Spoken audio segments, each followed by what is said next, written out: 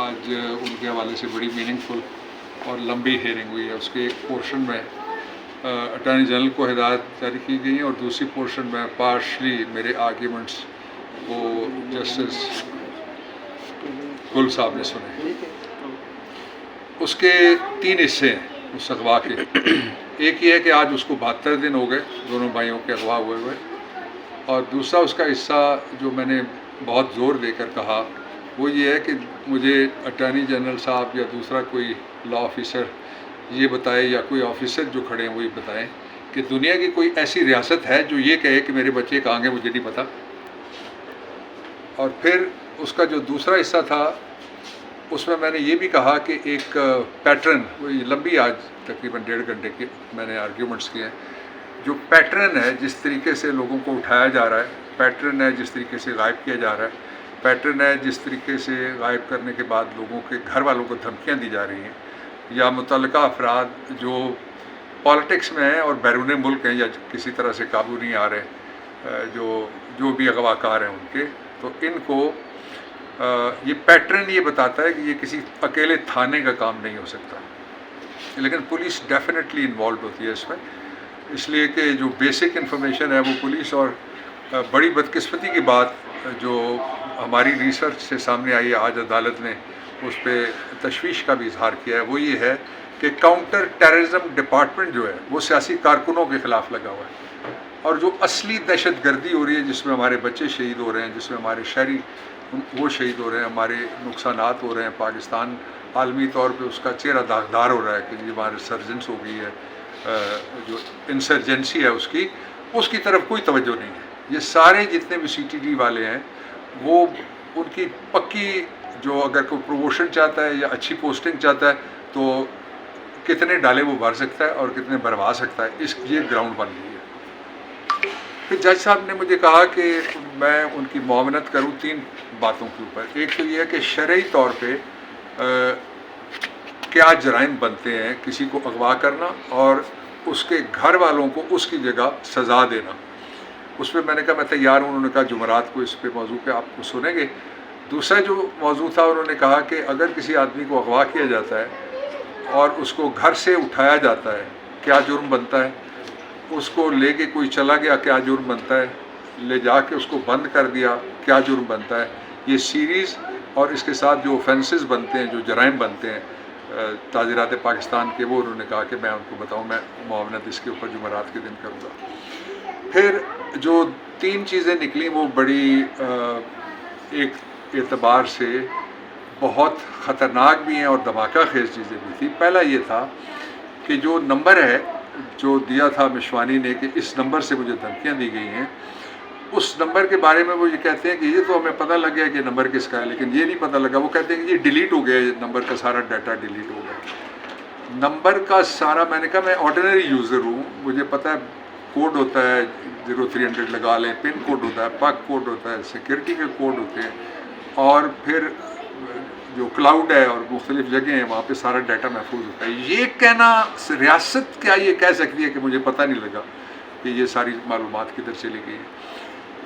اور دوسری جو خطرناک بات تھی وہ یہ تھی کہ لوگوں کو جو دھمکیاں اٹھائے جانے کے بعد اہل خانہ کو دی جا رہی ہیں، اور میں نے کہا کہ ان کو آج 72 دن ہو گئے اور 72 کربلا سے بھی سنونیمس نمبر ہے. تو اس پہ جج صاحب نے کہا کہ میرے تو اندر ہی وہ کیفیت جو 72 والی ہے وہ پیدا ہوئی ہے، اور میں تو رات کو سو ہی نہیں سکتا، اور میرے لیے تو یہ باعث بخشش نہیں ہوگا اگر میں یہ برآمد نہ کروا سکوں. انہوں نے بہت اعلیٰ درجے کے جو جوڈیشل اور انسانی احکامات اور جذبات تھے ان کا اظہار کیا. تو آئی ایم ہوپ فل کہ حکومت اور جو بھی کوئی اغوا کار ہے وہ ہوش کے ناخن لے گا، کیونکہ ایک گلوبل اس کی ڈائمنشن بھی ہے، اس لیے کہ ایک گھر کے 4 مرد ہیں، چاروں کو اٹھایا گیا، اور ایک مرد کو 2 دفعہ اٹھایا گیا. ایک دفعہ 72 دن، وہ 144 دن دوسری دفعہ اس کا والد اٹھایا گیا، اس کے دوسرے دونوں بھائی وہ بھی اٹھا لیے گئے. اور جرم کیا ہے کہ وہ ایک پولیٹیکل تھاٹ رکھتا ہے یا پولیٹیکل ایفیلیشن رکھتا ہے. دوسرے لا آفیسرز تھے، اٹارنی جنرل صاحب کا یہ موقف تھا کہ جو وزیر اعظم ہیں وہ کچھ ایسے کاموں میں مشغول رہے پچھلے 2 دن اور مجھے وقت نہیں دے سکے جو کام بتائے نہیں جا سکتے. یہ بھی دو پنجابی 2 مطلب نکلن گے لیکن میں کوئی بھی مطلب نہیں کرتا اس سے. وہ نہ بتائیں وہ کن کاموں میں مشغول ہیں. لیکن سب سے امپورٹنٹ کام یہ ہے کہ جب وہ اچھل کے کہہ رہے ہوتے ہیں کہ جو شریعت کو نہیں مانتا ہم اسے پاکستانی نہیں مانتے. شہباز شریف جو پاکستانیوں کو نہیں مانتا، پاکستانیوں کی زندگیوں کو نہیں مانتا، ان کی آزادیوں کو نہیں مانتا، اس کا آئین اس کو اور شریعت اس کو کیا مانتی ہے یہ بھی پڑھ لینا. نہیں پڑھنا تو آ جانا، میں جمعرات کے دن بتاؤں گا عدالت میں. اس وقت یہ انتہائی افسوسناک بات ہے کہ جو اغوا ہو رہے ہیں لوگ، ان کے اوپر کوئی توجہ نہیں ہے اور یہ ایک روٹین بنتی جا رہی ہے. اور ہم ریاست اسی کو تسلیم کرتے ہیں، وہ ادارے جن کا ذکر آئین کے آرٹیکل نمبر 7 میں ہے، وہ ادارے ریاست ہیں. باقی سارے کے سارے ماتحت ادارے ہیں، کوئی چھوٹا ہو کوئی بڑا ہو، اس سے کوئی فرق نہیں پڑتا. وابڈا پاکستان کا سب سے بڑا ادارہ ہے، اس کا اپنا ایک چیف بھی ہے. اس کے باوجود وہ ماتحت ادارہ ہی کہلائے گا، وہ کوئی اس سے عرفہ نہیں ہو جائے گا کانسٹیٹیوشن سے. اس کے اوپر بھی میں نے تیاری کی ہوئی ہے، اب پوری معاونت کریں گے. ہم چاہتے ہیں کہ راستہ بند کیا جائے، مستقل طور پہ روکا جائے، کوئی اغوا نہ ہو. اگر کسی نے کوئی جرم کیا ہوا ہے اس کے خلاف ضرور پرچہ کریں، اس کو عدالت میں 24 گھنٹے کے اندر پیش کریں، وہ اپنا دفاع کرے گا. اور اس نظام کے جو موجودہ نظام میں بنایا ہوا کوئی پرچہ ایسا نہیں ہوگا جس میں کوئی بندہ سزا ہو سکے.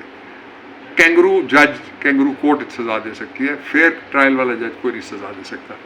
اور آخری بات جو میں کہنا چاہتا ہوں وہ یہ ہے کہ انہوں نے بین الاقوامی مذاق پاکستان کا بنا دیا ہے.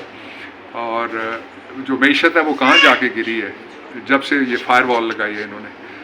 12 لاکھ کے قریب لوگوں کا اندازہ یہ ہے کہ نوجوان پہلے جو فری لانسنگ کرتے تھے وہ بے روزگار ہو گئے. اور جو ایک فیکٹ، یہ تو میرے پاس فگرز رپورٹڈ ہیں، میرے اپنے نہیں ہیں، لیکن ایک اور رپورٹڈ فگرز میں آپ کے سامنے رکھتا ہوں. وہ جو غرفہ دبئی اس کو کہتے ہیں، دبئی چیمبرز آف کامرس، وہ ایک ماں ہے سارے کاروبار کی. اس نے یہ رپورٹ دی ہے کہ پچھلے 6 مہینے کے اندر 3900 سے زیادہ پاکستانی کمپنیوں اور فرمز انہوں نے ممبرشپ حاصل کی ہے Dubai chamber of commerce and industry کی. آپ مجھے ڈھونڈ کے نہیں بتا سکتے پاکستان کا کوئی چیمبر آف کامرس، بات سارے ملا کے بھی ان کو 3900 سے زیادہ ممبرز نئے ان کے بنے ہوئے. Question doesn't arise. اس کا مطلب یہ ہے کہ لوگوں کو پاکستان سے نا امید کیا جا رہا ہے، یوتھ کو پاکستان سے متنفر کیا جا رہا ہے. یوتھ کو ولن سمجھتے ہیں اپنا. بھائی اپنے بڑھاپے پہ رحم کرو، جب ریٹائر ہو گئے تمہیں یوتھ کی ضرورت پڑنی ہے، تمہارے گھر کی یوتھ کی ضرورت. وہ یوتھ جس کی بچیاں وہ گھر کا خرچ چلا رہی تھی، وہ گھر کے اندر سے باہر نہیں نکلتی تھی، اللہ تعالیٰ نے ان کے جو اپنا کسی کا اگر کوئی پردے کا تصور تھا، کسی کا پرائیویسی کا تصور تھا، کسی کا اگر اکیلے بیٹھ کے کام کرنے کا تصور تھا، تو ٹیکنالوجی کے ذریعے سے اللہ تعالیٰ نے وہ تصور سارا ان کا وہ اللہ کے دیے ہوئے حقوق میں بھی یہ مداخلت کر رہے ہیں اور کانسٹیٹیوشن کے دیے ہوئے حقوق میں بھی یہ مداخلت کر رہے ہیں. یہ ہو نہیں سکتا کہ اتنا لمبا عرصہ یہ مداخلت جاری رہ سکے، اس کا اینڈ آنے والا ہے. اور میں نے عدالت میں یہ بھی کہا ہے، میں نے کہا جج صاحب کہ 2 راستے ہیں لوگوں کو فتح کرنے کے، ایک دل کے ذریعے جاتا ہے، دوسرا بندوق والا ہے. بندوق سے نہ کوئی پہلے فتح ہوا، نہ اب کسی نے فتح ہونا ہے. اس لیے یہ زور نہ لگایا جائے عمران خان کو ملٹری ٹرائل کورٹس میں لے جا کے کسی کو ڈرا لیں گے یا کسی کو دھمکا لیں گے یا توڑ دیں گے عمران خان کو. وہ نہیں ٹوٹے گا، نہ اس کے لوگ ٹوٹیں گے، نہ یہ قوم ٹوٹے گی. ٹوٹے گا وہ جو اس قوم کو توڑنے کی کوشش کرے گا. اچھا بابا، حوالے سے کل علیمہ خان نے بھی خدشات کا اظہار کیا ہے کہ عمران خان کے ساتھ کچھ ایسا سلوک ہو سکتا ہے، اور اس سے حوالے سے بھی بتائیے گا کہ فیض حمید کی گرفتاری کے بعد عمران خان کی جو سیاست ہے یا ان کا جیل کے اندر رہنا یا ملٹری ٹرائل کی طرف جانا، آئینی اور قانونی پوائنٹس کیا ہو سکتے ہیں؟ 2 باتیں ہیں. ایک تو یہ ہے کہ آئینی طور پہ ملٹری ٹرائل آج کی ڈیٹ تک کسی کا بھی نہیں ہو سکتا. ایک لسٹ پینڈنس کا اصول ہے، جو پینڈنگ مقدمہ ہے اس کا فیصلہ کیے بغیر نہیں ہو سکتا. اگر کوئی کرے گا آئین توڑے گا. 1. دوسرا یہ ہے کہ پہلے یہ کہتے تھے کہ پی ٹی آئی کو جنرل پاشا چلاتا ہے، پھر انہوں نے میرے گرائی جنرل ظہیر صاحب کا نام لینا شروع کر دیا. وہ گئے تو اس کے بعد کاجی ہمارے سابق دوست ترین صاحب ان کا نام لینا شروع کر دیا. اب کہتے ہیں کہ جنرل فیض چلاتے تھے پی ٹی آئی کو. یہ ساری ایسی گپیں ہیں کہ اگر کوئی چلانے والا ہو جس کا، تو وہ اسی طرح چلتی ہے جس طرح پی ڈی ایم چل رہا ہے، اسی طرح چلتی ہے جس طرح شہباز گورنمنٹ چل رہی ہے، اسی طرح چلتی ہے جس طرح نواز شریف کی 10ویں 11ویں 12ویں 15ویں لانچنگ چلی ہے. اس لیے اس سے کوئی فرق نہیں پڑنے والا، سوائے اس کے کہ عمران خان کے ملٹری ٹرائل یہ کوئی لوکل ایشو نہیں رہے گا، پھر یہ گلوبل ایشو بنے گا، اس لیے کہ وہ ایک گلوبل یونیورسٹی کے وائس چانسلر رہ چکے ہیں، اس کے امیدوار ہیں دوبارہ، اس لیے کہ وہ ایک گلوبل ایتھلیٹ مانے جاتے ہیں، اس لیے کہ گلوبل آئیکن مانے جاتے ہیں، وہ گلوبل فلنتھراپسٹ مانے جاتے ہیں، اسلامی دنیا کے سب سے بڑے مؤثر اسلامک فوبیا کے حوالے سے آواز بلند کرنے والے مانے جاتے ہیں، اور وہ ایک آئینی جدوجہد کرنے والے مانے جاتے ہیں پوری دنیا میں. تو یہ مذاق نہ بنوائے، میں ان سے کہنا چاہتا ہوں. عمران خان صاحب کہتے ہیں کہ جنرل فیض حمید ایک اثاثہ تھے ہمارا، اسے ضائع کر دیا گیا، اور وہاں پہ وہ یہ خدشے کا بھی اظہار کرتے ہیں کہ اسے وعدہ معاف گواہ بنا دیا جائے گا. کیا وہ وعدہ معاف گواہ بننے کے لیے تیار ہو جائیں گے؟ اگر وہ اسٹیٹمنٹ دیتے ہیں تو اس کی کیا حیثیت ہوگی؟ دیکھیں، جنرل فیض حمید نے مجھ سے ایک دفعہ رابطہ کیا تھا جب آرٹیکل 6 کی سپریم کورٹ آف پاکستان میں گفتگو ہو رہی تھی، ایک سے زیادہ مرتبہ رابطہ کیا تھا. انہوں نے میری اوپینین مانگی تھی، وہ لیگل اوپینین ہے between client and the lawyer, privileged گفتگو ہے، میں نے ان کو اپنی اوپینین دے دی تھی.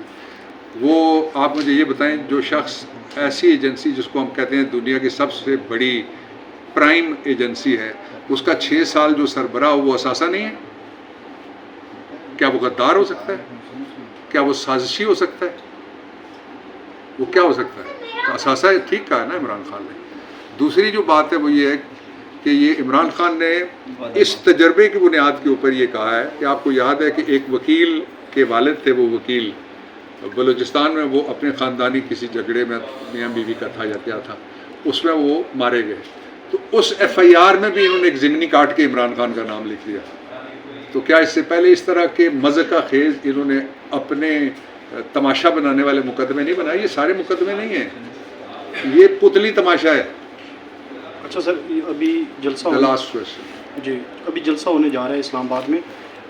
جماعت اسلامی نے بھی کیا ہے، مولانا فضل الرحمان نے بھی کیا ہے، باقی جماعتوں نے بھی جلسہ کیا ہے، لیکن پی ٹی آئی جلسے کی اب تیاریاں کر رہی ہے، لیکن حکومت جو ہے اس نے تمام صوبوں سے جلسے کی تیاریاں کر نہیں رہی ہے، تیاریاں ہیں، تیاریاں کر چکی ہے پی ٹی آئی. یہ اس کو کہتے ہیں نا کھلا تضاد، وہ ہے کہ کچھ جلسے ان کو حلال لگتے ہیں، کچھ حرام، کچھ سٹ ان کو ٹھیک لگتے ہیں، کل کچھ ریڈ زون میں بھی غلط. اور جو کیا ہے، کل ریڈ زون میں بھی مولویوں کی مذہبی جماعت نے احتجاج کیا ہے. تو ریڈ زون کیا ہے جی؟ ریڈ زون پاکستان کا حصہ نہیں ہے، احتجاج کیا جا سکتا ہے وہاں بھی، لوگوں کو ہر جگہ احتجاج کا حق ہے. دنیا میں ساری جگہ احتجاج کا حق ہے. نیو یارک میں کون سا ریڈ زون ہے مجھے یہ بتائیں؟ واشنگٹن میں کون سا ہے؟ لنڈن میں کون سا ریڈ زون ہے؟ دہلی میں کون سا ریڈ زون ہے؟ بنگلہ دیش میں ریڈ زون اڑا کے رکھ دیا نوجوانوں نے. تو اس طرح سے یہ جو ریت کی دیواریں ہیں، ان سے تبدیلی نہ پہلے رکی ہے اور نہ اب رکے گی.